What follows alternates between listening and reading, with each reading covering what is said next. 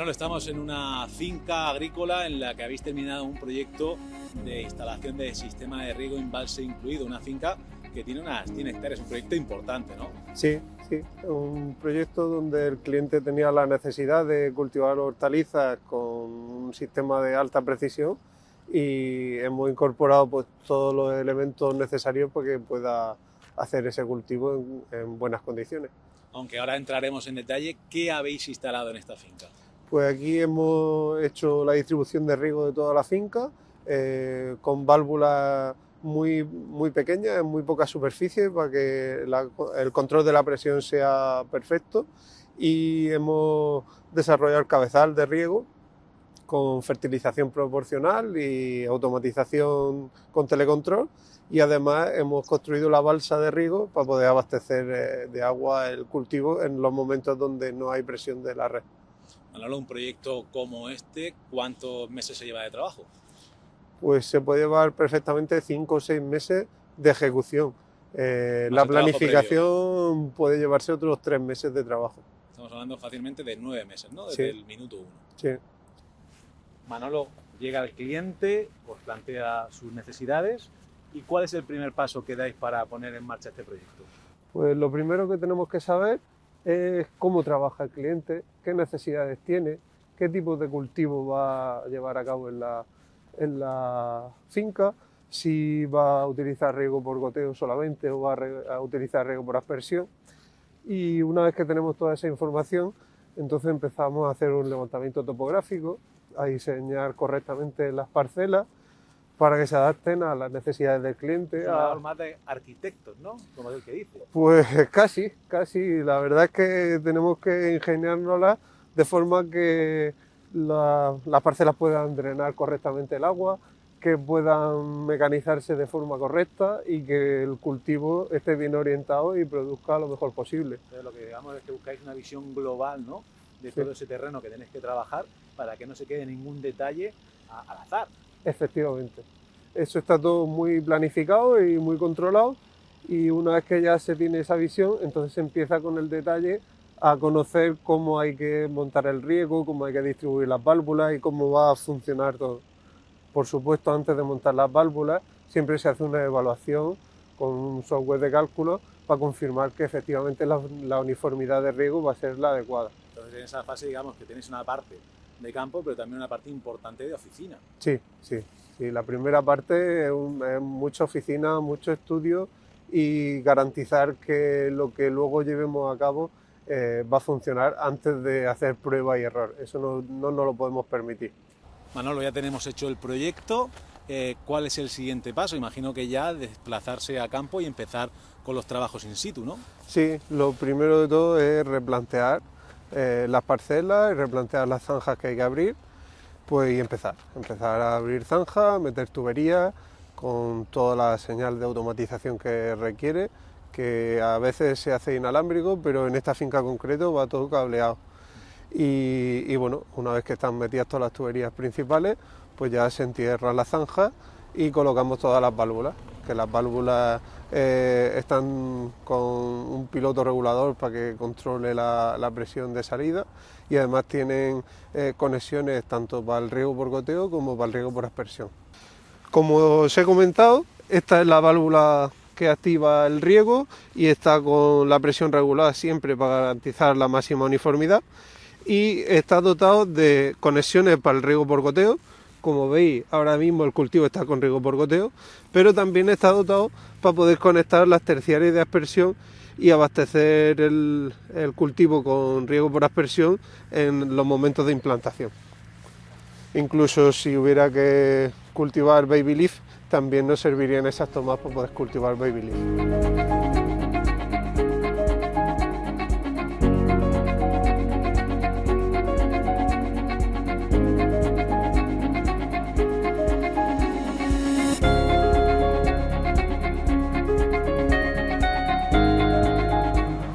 Ya estamos dentro del cabezal de riego. Es un cabezal de riego de última generación con todo tipo de tecnología para conseguir un riego eficiente y una fertirrigación precisa. Podemos comenzar por el cuadro eléctrico que protege las bombas.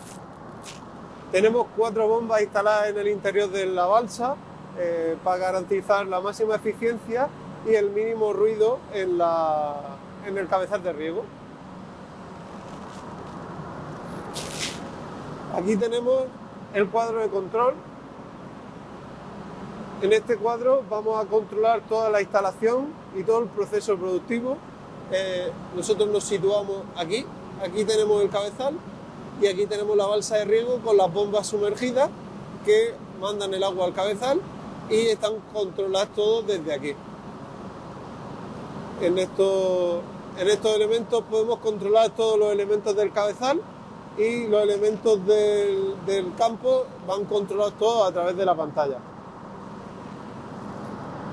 Como veis, esta instalación tiene su alimentación fotovoltaica y su batería para garantizar que el equipo de control siempre está alimentado independientemente de la disponibilidad de red.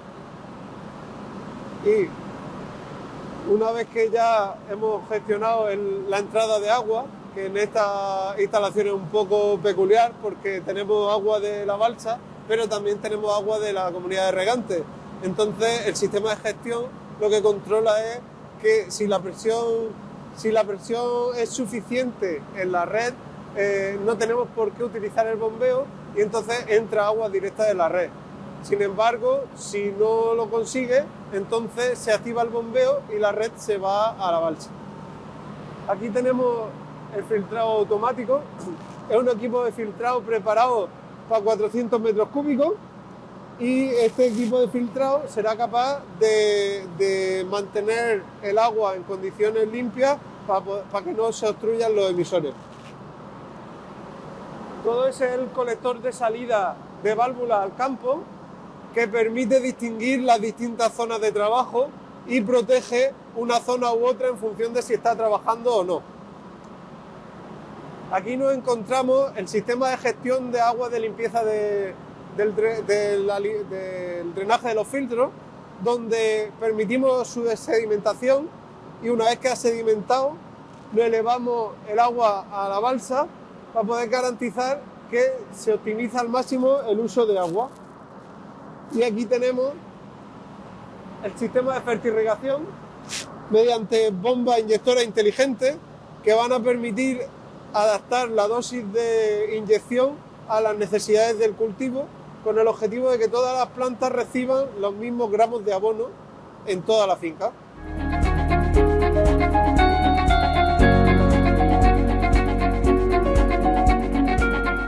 Manolo, y aquí tenemos la joya de la corona de este proyecto, una balsa de riego que puede albergar un máximo de 90.000 metros cúbicos, ¿no? Sí, efectivamente. ¿Cómo se afronta un proyecto así?